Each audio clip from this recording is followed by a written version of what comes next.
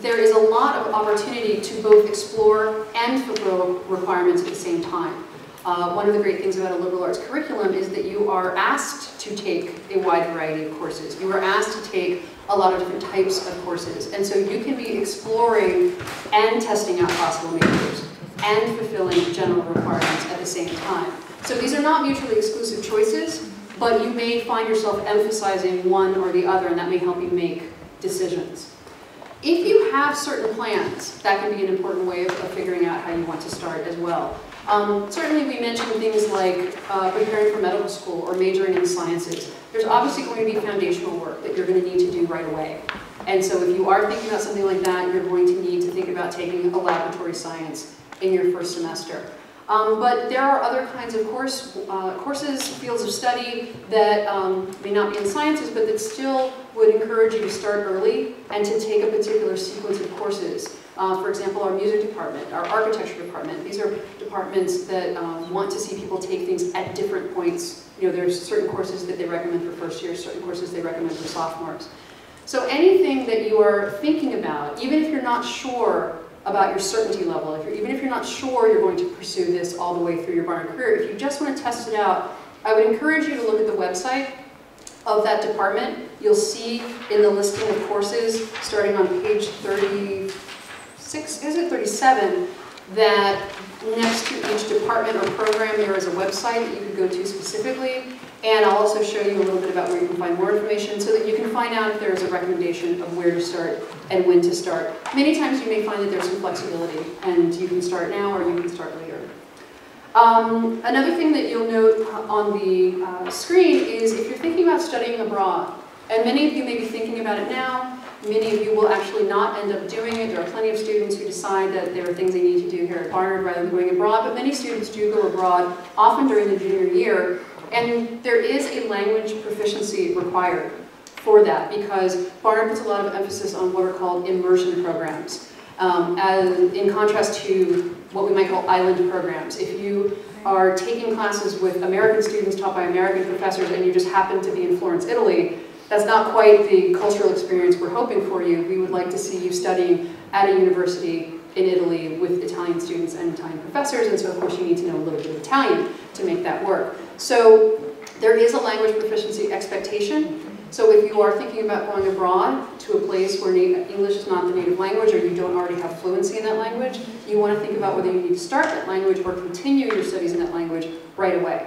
So it is very common for students to have a language class in their first year, especially if they're thinking about studying abroad. So I'll talk a little bit more about other classes, but first I do, since I've made reference to the classes that start on page 37 of your first year guide, I do just want to clarify why these classes, because again, I mentioned before, here you have dozens and dozens and dozens as opposed to the hundreds and hundreds that are online. So there's a reason that these are the ones listed in your first year guide for you to consider for the fall. To be listed in the guide, they have to have met two main criteria. The first is they need to have been approved by our Barnard faculty as appropriate courses for a brand new college student. You may see titles for other classes that sound interesting and crazy and sexy and just you've got to find out what that course is all about, but it might be something that is actually designed for declared majors or even graduate students. And so these courses have been considered by the faculty in that department. They've thought about what the material is, they've thought about what the pacing is, they've thought about what the assignments are typically like, and they've said, you know, if you've never taken a college class before, this will be a good place to start, both in terms of a general class and also within our particular department. And mind you, even though many of these classes have introduction in their title, introduction to psychology, introduction to biology, these are introductory courses at a college level. So even if you have experience in these fields or in these departments and disciplines, this is going to represent a fast-paced, quick course that will introduce you to new information for the most part. So these are classes that will be challenging, and hopefully you will find enough diversity among them to make an interesting combination for yourself. The second criteria that these classes must meet is that I must be able to reserve a space in them for you for the summer placement process. Now, Columbia does not allow students to sign up for all of their courses during the summer. They put them into a couple of required classes that everyone has to take, but Columbia students, engineering students, I believe general studies students do their sign up during orientation. And this is what we're actually trying to avoid a little bit in helping you get some spaces reserved. You will be able to, during orientation in the first week of classes, make some changes if you want, but you don't necessarily need to sign up for things, you don't necessarily need to wait until then, because these particular classes have allowed me to reserve spaces in the summer and have students placed into them. Because Columbia doesn't do this, because the other schools don't do this, I don't have access to all classes. Because some of those professors have said, look, we'll open registration when the semester begins. Those may become available to you. So this first round of placements, we're working with these classes, and these may represent a perfectly viable schedule for you. But you're going to have some other availability in the fall, and I'll explain to you how that will work. But these are the ones that we have right now. You will notice that there is a column that says availability. And it either says under that column open or limited. An open class is just that. It is open to as many people as can fit in the room. And so if 30 people want to sign up, 30 people are available. If they can fit 120 and 120 want to sign up, that's how you need to take the course. If it says limited, it means there is a cap on the class and only a certain number can take it. What that cap is can really vary. Some classes are capped as small as our first year seminar, first year English programs. Language classes in particular are capped at small levels to make sure that there is a lot of conversation in class. So they're capped at as few as 12 or 15 or 18 students. But sometimes the cap represents the maximum amount that a professor and the TAs for the class can handle, but it can still be quite large. I've seen classes capped at 220. The 221st student cannot sign up, and sometimes there is that student trying to get in, but it's still a very large class. So if it says limited, it might mean that I have 2 spaces that I could give to first year students in the summer, or it could mean that I have 40. And if 38 students want to sign up for it, everyone's going to get a place in it. So just be aware that limited may mean that it's not a sure thing that you could be placed, or it may mean no problem, but you just want to be aware that there is that question. And the other thing I just want to mention is about the course numbers and level. You'll see in the first column the call number. And this is a 5-digit number that's assigned to any section. Anything has a specific identifying number, and you're going to get used to looking at this number. This is how you're going to always sign up for classes at Barnard and Columbia. But the second column is the course number, and that's telling you what department or program it's in. And it's giving you a number after that that is what the department has assigned it. So for example, if I'm just looking on page 37 under Africana Studies, the numbering starts in the 2000s. Right? You see Africana Studies BC 2004 and then 2005. In the next department, Anthropology, you'll see Anthropology 1002. Generally speaking, the higher the number, the more advanced the class. But it can vary from department to department. You're going to learn how to navigate all of the different variations that departments and programs have. So I just want to emphasize that even if you see something that is as high as 3,000, and I think maybe even occasionally 4,000, if it's in this book, it's still considered appropriate for a first-year student, both by the department and by the individual faculty member who's teaching it. If you start to look outside of the book, you may need to be careful about those numbers, because you may be looking at a 4,000 course that would not have any first-year students in it, and you might be biting off too much for your first semester.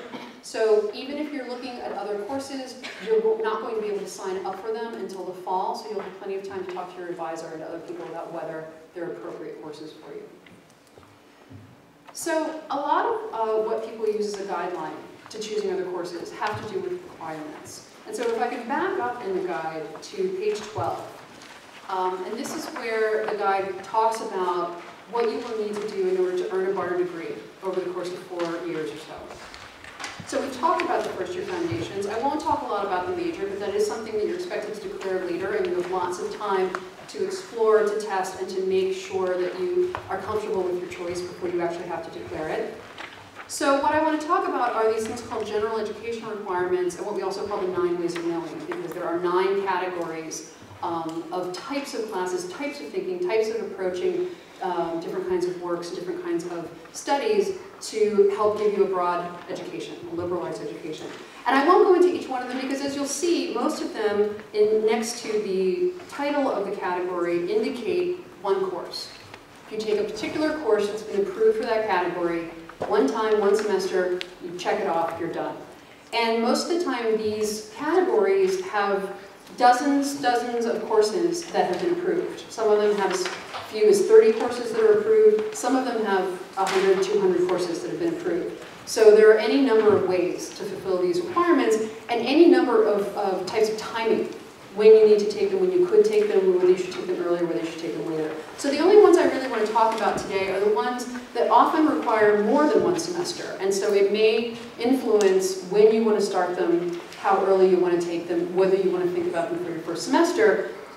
And the first one is language. And the requirement for language at Barnard is similar to what it would be for studying abroad, but every student at Barnard is required to show proficiency in a second language. And the emphasis there is on proficiency, not necessarily on the amount of language you take. So what Barnard considers proficiency is what the equivalent would be of a 4-semester sequence if you started a language from the beginning, from knowing nothing. At Barnard, most of the classes in language departments are titled Elementary 1, Elementary 2 during the first year, the 2 semesters, and then Intermediate 1, Intermediate 2, second year. If you take all 4 semesters, you would then be considered to have proficiency. Now, some of you may already have that level of proficiency. Either you're already fluent, you've been studying for a long time, you've spent some time in another country. If you already have that level of proficiency, all you have to do is prove that to Barnard, and you will have fulfilled the requirement with or without coursework. So you have the opportunity to do that through AP or IB credit. If you look on pages 22 and 23 of the guide, you'll see the areas in which Barnard gives credit. In some cases, you're not receiving points of credit, but you are able to fulfill the language requirement. In some cases, you get both, some points of credit and you fulfill the language requirement. If you have that, you're done. You don't need to take placement exams, you don't need to do anything. All you have to do is make sure those scores are recorded by Barnard, and you'll see them in your eBeer in the fall, and you'll be able to know that they're there. Some of you may not have AP scores, but you're fluent, you have plenty of background, so all you have to do is take a placement exam to show us that. On page 34, you're going to see some guidelines about language. So for those of you who either are quite advanced in a language or who are even somewhat advanced, you've been studying for a while, you're not sure if you're quite proficient, but you certainly don't need to start from scratch, you're going to see some ways that you can think about asking for a class at a higher level. At the bottom of the page, on page 34, you'll note that the Spanish placement exam is offered right now. So if you either want to show your proficiency in Spanish or if you want to start Spanish at a level past elementary 1, you can go online today, this week, and take the placement exam, and it will give you a report immediately and tell you which level you should take next, or if indeed you're probably done with your language requirement. And because it's available now, you must do this before you submit your preferences if you're going to be asking for a Spanish language class that's advanced.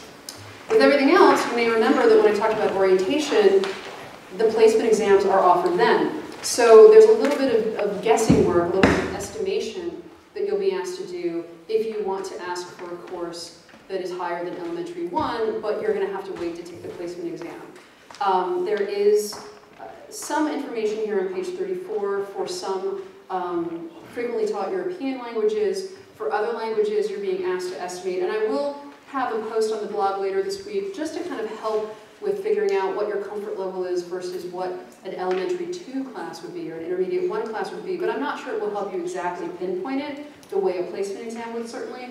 But we do find that students often are pretty good at estimating their level.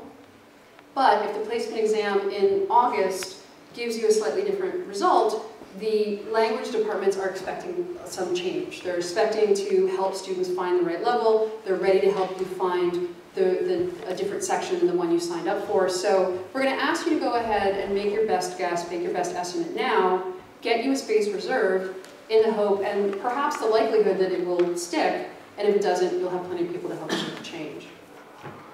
The other multi-semester requirement that many people want to think about, especially because of the complications that can be involved in scheduling it, is the laboratory science requirement. All Barnard students are required to take 2 semesters of laboratory science in the same science. And a laboratory science involves 2 components. There's always a lecture and the lab. And in some cases, there can be even a 3rd component, which is the lab lecture, the hour that's spent preparing you for the lab itself. So for example, if you were to look at page 40, you'll see a couple different types of biology classes that you could take. And looking at the second one, which is Biology 1500, any of you who are thinking about medical school, any of you who are thinking about advanced biology work, will probably want to start here in the fall. And you'll see that there are 3 different components to this class. There's the lecture. It's Monday, Wednesday, Friday at 9 o'clock. There is what they call the recitation, which is this 1 hour to prepare for the lab, and you have a choice of whether you want to take that on Monday or Wednesday. It's 1 hour. And then there are the labs, which are 3 hours, and you can try to select which time of the week you want to take it. So this is all part of the same course. This would be considered one academic course in your schedule, but as you can see, it's a lot of hours. And those hours are matched by the number of hours that you have to prepare for each one of those things. And so that's why you'll see that combined, you're getting 5 points of credit for all of this, as opposed to 3 points of credit that you might be getting for a lot of other courses, because there is so much extra time. So for example, if you took biology Monday, Wednesday, Friday morning, let's say you took your recitation Monday right after the lecture at 10 o'clock, and then let's say you took biology lab on Wednesday afternoon from 2 to 5. Well, as you may have noticed, there are many classes that are offered on alternating days. There are Monday, Wednesday classes, Tuesday, Thursday classes. Some classes meet 3 days a week, including Friday. If you take your lab on Wednesday afternoon from 2 to 5, there are a lot of Monday, Wednesday classes that are going to be off the table for you because Wednesday's taken up. So even though you have your Monday free, you can't meet both days. So that's a complication for your schedule that for some people it's better to do early. If you are somebody who's going to be preparing for medical school or majoring in the sciences, this is just going to be a part of your schedule. You'll get very used to it. But if you're not somebody who's planning to go on in the sciences or need foundational science, and you think, well, I know I have to take the lab science, but I cannot wait to get my hands on art history courses and a little bit of sociology, and I really want my first semester to be more about where my interests really lie, it's fine for you to wait and take this requirement second year. And many people do that. Some people say, well, yes, I'm interested in art history and sociology and other things, but that's exactly why I'd like to do it first year and do the lab sciences so that that scheduling complication can be done with. And I can free up more and more time as I move forward to save for the things I really want to take. And that's also why a lot of people don't want to wait and take it late. Because if you take it junior year, it can complicate your ability to study abroad. If you take it senior year, it can complicate your ability to take classes that you either need or want to take in your major. So most people tend to do the requirement first year or second year. But which one you prefer is really up to you. So those were the things I wanted to go over. I would like to ask Anna to just share with you what she took during her first semester and how she kind of came to that decision and made her selections. And then we can take some general questions about classes. Great, okay. Like Dean Alba said, it really comes down to 4 classes, and that choice can be a little daunting, especially when you see all the choices in front of you. Trying to narrow that list down to 4 courses to which you'll devote those 16 weeks to. In terms of keeping the 9 ways of knowing in the back of my mind while going through the entire process, it's important to note that roughly, during your time at Barnard, your course load is going to roughly divide into thirds. So 1/3 is going to be devoted to your 9 ways of knowing, your general education requirements. 1/3 is going to go towards your major, so all of your major requirements and all that entails. And then 1/3 is going to be electives. So you'll have in any given semester, you usually end up having a healthy mix of all 3 in terms of your programming. And that's inadvertently how it turned out for me. I obviously had to take my first year seminar class, so that was one of my courses out of the way, decided for me. And I knew that I wanted to continue taking French, that I didn't want to lose that. So I placed out, I was lucky enough to have placed out of the 4-semester requirement, but I didn't want to, I didn't want to lose my French, so I decided to jump right back in, and that's a consideration if you want to continue language. I would recommend keeping the course load in mind. And again, like I said, I wanted to do political science. I was a prospective poli-sci major, so I definitely wanted to take a course in that department to introduce myself to the department and the style of the courses. So I took an introductory course, Intro to International Politics, I believe. So it was a big introductory lecture course. and that corresponded with the small first-year seminar class that I was taking, which was also, again, poli-sci inspired. And the last course that I took was the Ancient Greeks. And it ended up counting towards my historical studies requirement, which I didn't initially realize. So that's also something to consider, that often the courses that you think will be just electives will actually end up counting for one of your 9 ways, because really it reflects this educational philosophy that Barnard has of a structured flexibility. So there are quite a few options within each way of knowing. And in fact, even though I didn't ultimately become a poli-sci major, my political science course ended up counting towards my social analysis requirement as well. So I inadvertently knocked out 2 ways of knowing within my first semester. So just again, keeping those 3 sections of your coursework in mind when going through, and remembering that you can also take a couple of courses just because they look interesting to you. Of course, I had a little more flexibility because I was a humanities major.